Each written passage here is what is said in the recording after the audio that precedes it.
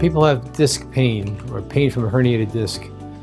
Pain can be in the neck, usually down into the arm, sometimes as far as the elbow, sometimes as far as the fingers.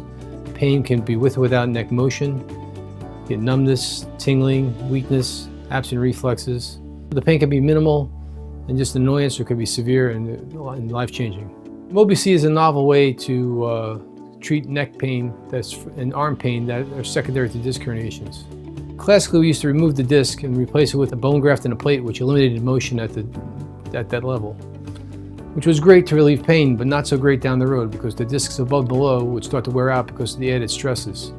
The MobiC alleviates the pressure on the neural structures, takes away the pain, but also maintains motion. So you're replacing the movement of the normal disc with an artificial disc, but the bottom line is you still have motion and you're still protecting the discs. Patients who are a good candidate for MobiC would be someone who has neck and arm pain that has not responded to conservative care. That means they've tried non-operative treatment for at least 6 weeks, and their pain is limiting their lifestyle to the point where they have to get something done or they can't function.